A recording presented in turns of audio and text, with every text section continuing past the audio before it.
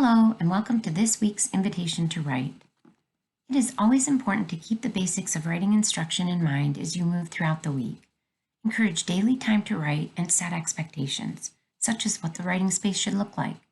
Help students understand that writing is a recursive process that involves planning, drafting, receiving feedback, revising, and publishing or sharing.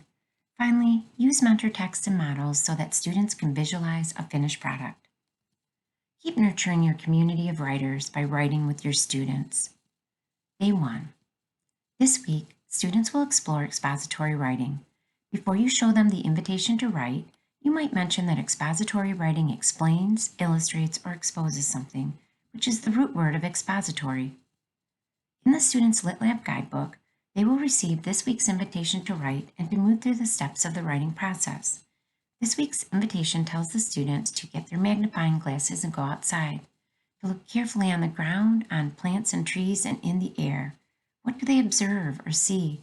Like a scientist, they will use the space below to draw and label their findings. Scientists call these field notes or field sketching. Let's move on to the planning stage.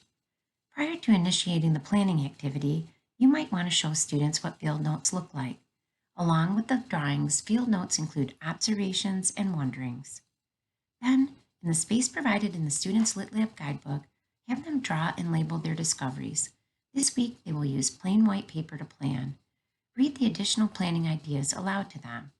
These include, you are a scientist that has just discovered a new insect. Show off your find.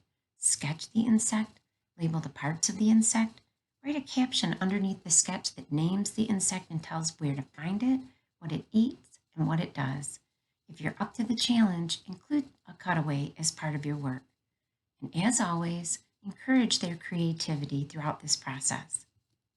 Model the process for them and share your drawing with them. Encourage the students to share their planning sketches too. Next, students will move on to drafting. When it is time for students to move from planning to drafting, have them use their composition notebooks. Tell the students to use their composition notebook to explain or make clear in detail one thing they drew so that other young scientists can learn about their findings. For example, you can guide them by saying, tell your readers where you found it, share the color and size, and explain why it's of interest to you. When writing with them first, you could start the conversation with, we know that writers use expository writing to explain something. I'm going to write about what I discovered when I took my magnifying glass outside and explored.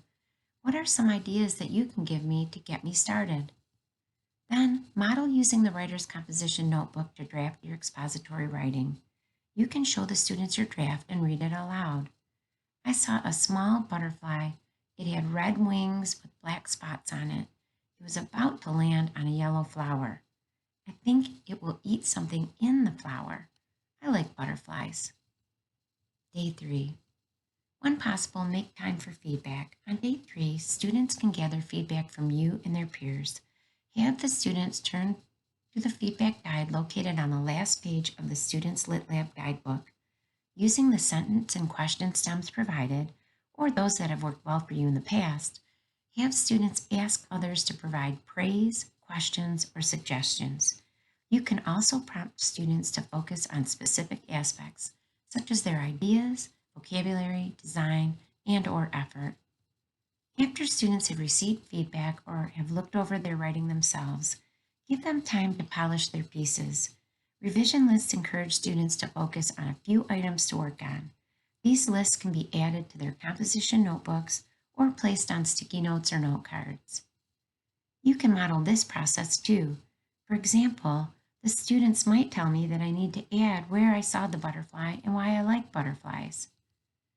Finally, on day 3, help students choose a section of their writing to share on day 4. Day 4. Now consider the ways that students can share their writing with their peers.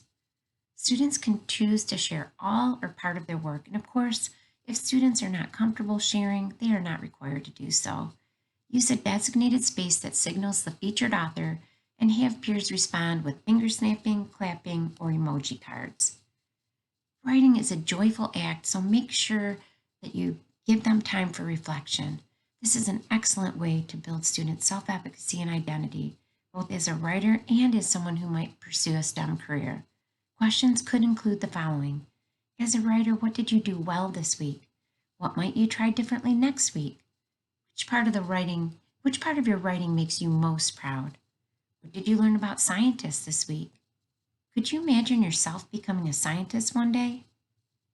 Don't forget to capture students' work, words, and wonderment and add them to the Wakelet. Finally, please feel free to reach out to me if you have any questions this week.